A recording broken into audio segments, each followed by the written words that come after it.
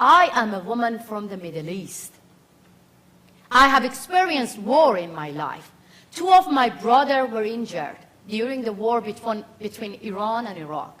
I am the woman from the Middle East, and I have experienced the revolution. And after revolution, we lost our personal freedom, our social freedom. There was a huge demonstration, and when women were talking about their right, there were a lot of people saying, shh, this is not the right time to talk about women's rights.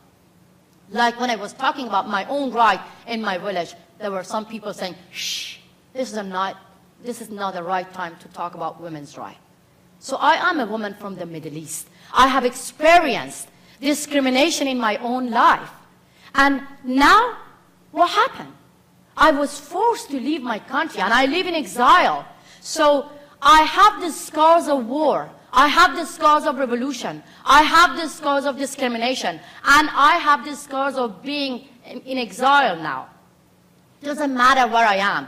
Every time when I want to talk about women's rights, there are a lot of people saying, shh, not now in the Middle East, here in the West, saying, shh, Islamophobia. Donald Trump is around. This is not the right time now to talk about extremism in Islam or to talk about, the restrictive laws in Sharia laws inside Iran. So I am a woman from the Middle East. These wounds and scars make me to be a fighter, not a victim. So I don't care whether this is a time or not. We talk about women's rights every time, everywhere, and I'm not afraid of war. I'm not afraid of revolution. I'm not afraid of Donald Trump or is being labeled of Islamophobia. Because this is the government of Iran creating Islamophobia, creating Iranophobia, and we have to be loud enough. That is why I call all of you, female politicians, all female tourists who go to my country, never care about those people saying that, shh, this is not the right time. This is the right time because this is 21st century and women are forced to wear hijab from the age of 7, and the government of Iran even forced all non-Iranian women to wear hijab, and they get lashes if they say no to compulsory hijab, and they won't be able to live in their own country like me. So this is the right time to talk about your own right.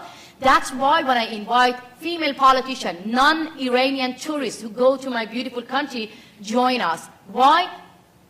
There are 4 actually arguments that they say the female politicians deny to join us. First, they say this is a cultural issue. Hijab is a cultural issue, and we have to respect the culture of Iran. It's wrong. How can it, you force a 7-year-old girl to wear hijab and you call it a cultural issue? Because pre-revolution, you say that wasn't mandatory. It wasn't. And they say that this is required by law. We don't want to break the law. We have to break the bad law to make it a respectable law.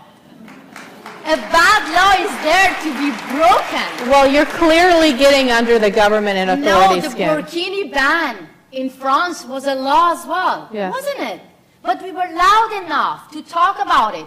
In that time, that was not a law, and we talk about it, but when it comes to Iran, the female politicians just think about money. That's why I think they are hypocrites. When they, condemn burkini ban in France, but they go to my beautiful country and they wear hijab and they say we want to respect the law.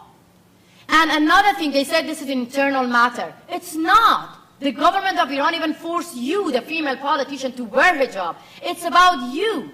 We don't want you to save us. We, the women from the Middle East, want to save the Western women. Just, to understand that this is not our culture.